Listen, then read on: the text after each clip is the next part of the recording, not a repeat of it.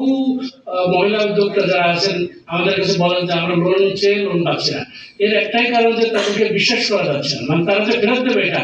কারণ আমাদের দেশের কালচারটা হয়ে গেছে এরকম, আমাদের দেশে লোন নিয়ে লোন ফেরত না দেওয়ার কালচার আমরা দেখেছি, গত 15 বছরে দেখেছি, তার আগেও দেখেছি, এখনো কেউ কেউ এরকম করছে। সুতরাং আমাদের এই কালচারটা আমরা তৈরি করেছি যে লোন নিলে আর ফেরত দেওয়া লাগে না।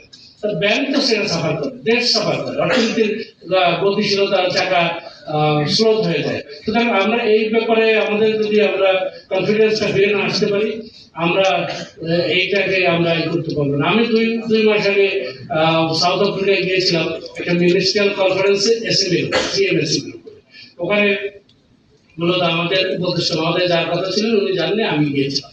ওখানে 60টি দেশের মিনিস্টাররা এসেছিলেন, হয়তো দু একটা দেশে আমার মতো সচিব পর্যায়ে লোক গিয়েছিল আর কি। তো তাদের প্রত্যেকেরই কিন্তু আমাদের লজ্জা লাগে, আবার খুব বেশি লজ্জা লাগার কথা না, কারণ আমরা তো ওই লাইনে আসলে চেষ্টাও করি না। আমরা আমাদের নিজেদের ডেভেলপমেন্ট করা, আমাদের কিভাবে পলিটিক্সটাকে নোংরা করা, কিভাবে আমরা ই করবো, আমরা এখন পর্যন্ত আমরা সিদ্ধান্তই আসতে পারি না যে সুষ্ঠু একটা নির্বাচন কিভাবে করা যায়। এইটা নিয়ে আমরা এই 54 বছর আমরা কাটিয়ে দিলাম। আমাদের ডেভেলপ কিভাবে কিছু হয়েছে এই আনুষঙ্গিক, যে আমরা যেমন একটা প্রোডাক্ট উৎপাদন করলে তার বাই প্রোডাক্ট হয়, আমাদের এই সরকার পরিচালনা করার ক্ষেত্রে কিছু বাই প্রোডাক্টের কারণে আমরা কিছু ডেভেলপ করেছি। আসলে অ্যাকচুয়ালি আমরা ওই লাইনে আমাকে চিন্তাই করি।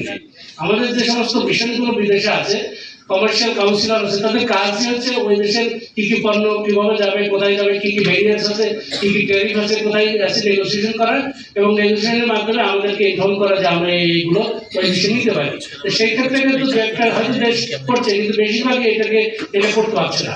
আমাদের যদিও কমার্শিয়াল কাউন্সিলররা খুব জুনিয়র পর্যায়ে যায়, তাদের এই ম্যান্ডেটটা আসলে আছে, কিন্তু ওগুলো আমরা বিভিন্ন দেশের আমরা যখন যাই তখন আমরা কিন্তু বিষয়গুলোতে যাই।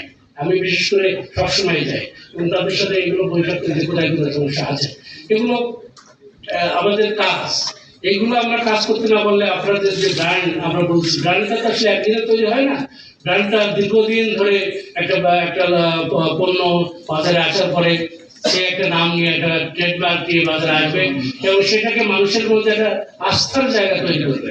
দেশে আগে আস্থার জায়গা তৈরি করতে হবে, পাশাপাশি বিদেশে যাওয়ার জন্য যে সমস্ত পথ আছে, মানে ব্যারিয়ার গুলো আছে অথবা সহজ কোন পদ্ধতি আছে কিনা সেগুলো সে এইগুলো বের করবে। এই বের করার ক্ষেত্রে আমরা সরকার যেটা করে থাকি সেটা হচ্ছে আমরা পলিসি গাইডলাইন এবং পলিসি সাপোর্টটা দিয়ে থাকি।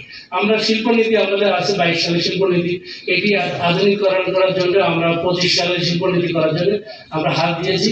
আমাদের যে এই যে কয়েক বছর ধরে বা আরো যে এআই সহ ফোর্থ ইন্ডাস্ট্রিয়াল রেভলিউশনে আমাদের যে সমস্ত বিষয়গুলো উঠে এসছে যেটা নিয়ে আমরা কাজ করতে পারি সেগুলো যাতে ইনসার্ট করা যায় সেটা আমরা চেষ্টা করছি। আমাদের এসএমই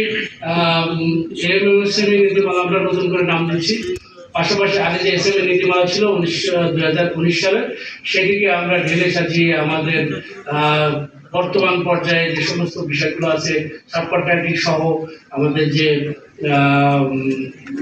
যে কি বলে এটা